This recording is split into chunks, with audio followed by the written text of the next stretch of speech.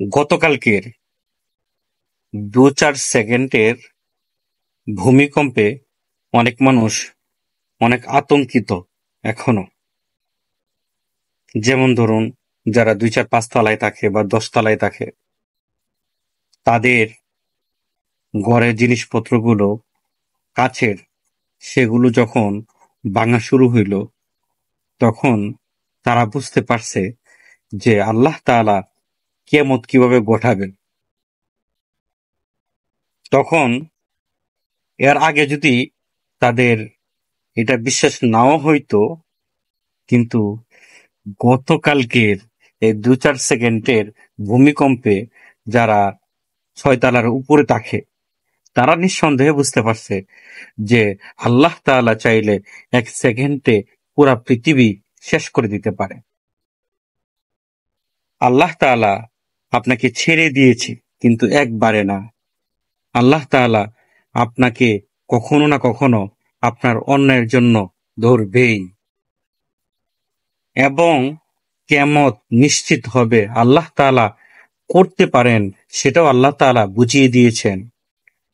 আমরা দেখি প্রায় সময় অন্য কান্ট্রিগুলোতে ভূমিকম্প হয়, আমাদের দেশে তেমন ভাবে হয় না, যার কারণে আমরা খুব বেশি আতঙ্কিত কখনোই ছিলাম না।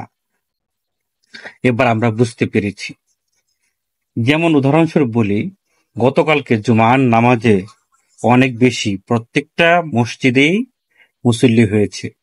পাশাপাশি আসরের নামাজে যেখানে মসজিদের একতলা পর্যন্ত ভরে না ঠিক মতো, সেই জায়গায় ২ তালা ৩ তালায় মানুষ পরিপূর্ণ ছিল। এটা তো ২-৪ দিন থাকবে। ২-৪ দিন পরে আবার এই মুসল্লির পরিমাণটা ক্রমাগতভাবে কমে যাবে। কারণ আমরা কিছুদিন পরে যে কোনো ভালো হোক খারাপ হোক সেটা ভুলে যায়। কারণ আমাদের ইমানি দুর্বলতা অনেক বেশি। আর আমরা সেই কারণেই বারবার আল্লাহর কাছে বিভিন্ন ধরনের গুনাহগুলো করে ফেলি। আল্লাহর বিরুদ্ধে, আইনের বিরুদ্ধে গুনাহগুলো করে ফেলি। আর সেই গুনাহগুলোর জন্য আল্লাহ তাআলা এইভাবেই বারবার আমাকে আপনাকে অ্যালার্ট করে। আলহামদুলিল্লাহ, আল্লাহর কাছে লাখ কোটি শুকরিয়া।